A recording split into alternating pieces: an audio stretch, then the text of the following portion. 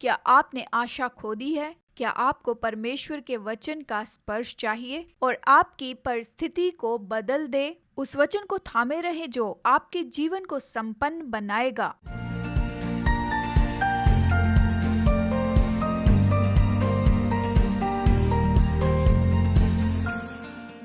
Hello, एक बार फिर मैं अबीगेल शाफ्टर और आप देख रहे हैं चिंतन। इस अनोखे समय में जहां मैं और आप जी रहे हैं, एक बात जिसने मुझे थामे रखा वो है परमेश्वर का वचन। परमेश्वर मुझे हमेशा याद दिलाता रहा कि परमेश्वर का वचन पढ़ना कितना जरूरी है और उसकी प्रतिज्ञाओं को थामे रखना। चुनौतियों के बीच में और जिन निराशाओं का हम प्रतिदिन अपने जीवन में सामना करते हैं, तो विश्वास से चलना आसान नहीं होता।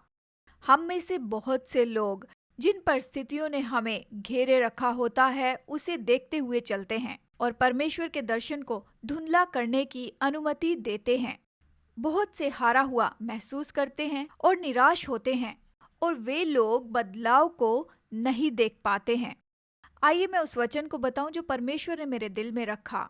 मैं प्रार्थना करती हूँ कि ये आपको प्रोत्साहित करे और आज आपके विश्वास को प्रेरणा दे। मेरे चिंतन का शीर्षक है वचन जो संपन्न करता है और ये है यशाया अध्याय 55 10 से 13 तक। ये हम सबको समय समय पर याद दिलाता है परमेश्वर के वचन की सामर्थ के बारे में। जिस प्रकार से वर्षा और हिम आकाश से गिरते हैं और वहां यूं ही लौट नहीं जाते, वरन भूमि पर पड़कर उपज उपजाते हैं, जिससे बोने वाले को बीज और खाने वाले को रोटी मिलती है, उसी प्रकार से मेरा वचन भी होगा जो मेरे मुख से निकलता है। वो व्यर्थ ठहर कर मेरे पास न लौटेगा, परंतु जो मेरी इच्छा है उसे वो पूरा करेगा और जिस काम के लिए मैंने उसको भेजा है उसे सफल करेगा। कितनी अद्भुत प्रतिज्ञा है इस समय के लिए जिसे हम थाम लें। पानी के प्रभावशाली तरीके को जिस तरह से बताया, प्रभु ने जिस तरह से हमें ये दर्शाया, उसके वचन की सामर्थ जिस तरह हमें पोषण देती है और हमें फलवंत बनाती है। जिस प्रकार से वर्षा और हिम आकाश से गिरते हैं, उपज उपजाते हैं, तो परमेश्वर के वचन में सामर्थ है कि संपन्न करे और उत्पन्न करे जो परमेश्वर के गहन में है। हम जानते हैं कि वर्षा और हिम वापस तो लौट जाते हैं, लेकिन जब तक पृथ्वी पर उनका मकसद पूरा नहीं होता तब तक नहीं। बिल्कुल उसी तरह से परमेश्वर का वचन भी बदलता है। ये बहुगुणित होता है। वो ताजगी को लेकर आता है और नवीनीकरण को लाता है जैसा प्रभु चाहता है। परमेश्वर का वचन सामर्थी है और इसका उद्देश्य है। परमेश्वर का वचन परमेश्वर की इच्छा को पूरा करता है। परमेश्वर की इच्छा भली और अनुग्रहकारी है।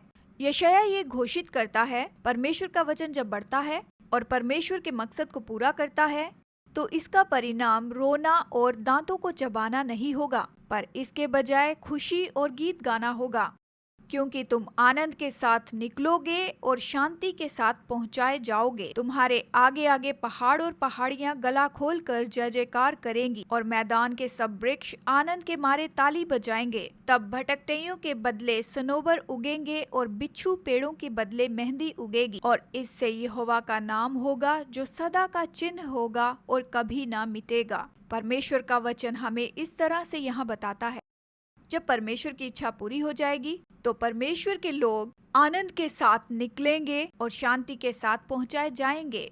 जब परमेश्वर की इच्छा पूरी होगी, सृष्टि आनंद मनाएगी, पहाड़ और पहाड़ियां गला खोल कर जय जयकार करेंगे, उत्सव मनाया जाएगा, गीत गाए जाएंगे। हम आनंद मनाएंगे परमेश्वर के वचन की आशा में और उद्धार में।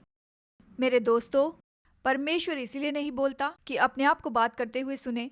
मैं जानती हूँ हम में से बहुत से लोग बुरा मनाते हैं। हम लोगों को अपनी आवाज सुनना अच्छा लगता है। हमें आज ये याद दिलाया जाता है, परमेश्वर का वचन खाली या सामर्थहीन नहीं है। उसका वचन तो इच्छानुरूप है। वो बस ऐसे ही कुछ भी नहीं कह देता जिसे हम समझ ना सके या ताना मार सके। जब परमेश्वर बोलता है तो वो अपने मकसद को पूरा करने के लिए बोलता है। आज जब हम अपने संसार को देखते हैं तो इसे हम समझने के लिए संघर्ष करेंगे। खास करके महामारी के बाद हम लोगों ने बहुत ज्यादा दुख को देखा है। हम लोगों ने अनुभव किया मृत्यु का, नुकसान का। लेकिन इन सब के बीच हमारे पास आशा है। जब हम परमेश्वर के वचन पर अपना जीवन बनाते हैं, जब हम उसकी प्रतिज्ञाओं को थाम लेते हैं, ये वचन हमें याद दिलाता है परमेश्वर के लोग जब उसके पास आते हैं, उसकी सुनते हैं और परमेश्वर का वचन उसे पूरा करता है जो वो चाहता है, तो इसका परिणाम हमेशा आनंद और शांति होता है। बहुत ही दिलचस्प चित्र है। उत्पत्ति की किताब में हम देखते हैं कांटे और ऊंट कटारे जो होते हैं वो पतन का, पाप का चिन्ह होते हैं। इस प्रतिज्ञा में परमेश्वर नए होने और नए बनाए जाने के बारे में कहते हैं। वो कहता है जो बांझ है और श्रापित है उसकी जगह पर वो ऐसा कुछ रखेगा जो सुंदर और उपयोगी है। साइप्रस और जुनिपर चंगाई को दर्शाते हैं। ये सीधे बढ़ते हैं और हमेशा हरे भरे रहते हैं, अनंत जीवन को दर्शाते हैं। ये दीर्घकाल जीने वाले पौधे होते हैं और ये ऐसे होते हैं जो हर एक ऋतु को सह लेते हैं। हीना धीरे से बढ़ने वाला और खुशबूदार पौधा होता है, हमेशा हरा रहता है और हमेशा ये खिला हुआ ही रहता है और इसकी जड़ें मजबूत होती हैं। चाहे इसे तने से काट दो लेकिन फिर भी मजबूत जड़ों के कारण बढ़ता है। फिर से ये लचीलेपन की तस्वीर है। परमेश्वर आज हमें याद दिलाता है कि वो हमारे जीवन में जो भी श्रापित चीजें हैं उनके बजाय आशीषित चीजें देता है। परमेश्वर नया बनाएगा, पोषण देगा, ताजगी देगा। उसका वचन उसकी इच्छा पूरी करता है। हमें डटे रहना है और इसे थाम लेना है। परमेश्वर की इच्छा भली और अनुग्रहकारी है। उसकी प्रेमी और प्रकट करने वाली इच्छा प्रतिदिन प्रकट होती है। परमेश्वर की इच्छा कभी दुख उठाना और दर्द और दुख नहीं होती है। वो भला परमेश्वर है, प्रेमी पिता है। आज आप जिसमें से भी होकर जा रहे हैं, क्या आप उसके पास जाएंगे? प्रभु से कहिए कि वो आपके जीवन को तरोताजा करे। जैसे आप उस पर भरोसा रखते हैं, वो बांझ को भी सुंदर बनाता है। क्या आपको परमेश्वर का वचन चाहिए कि आपको छू ले और आपकी सारी परिस्थिति को बदल दे? क्या आप सारी आशा खो बैठे हैं?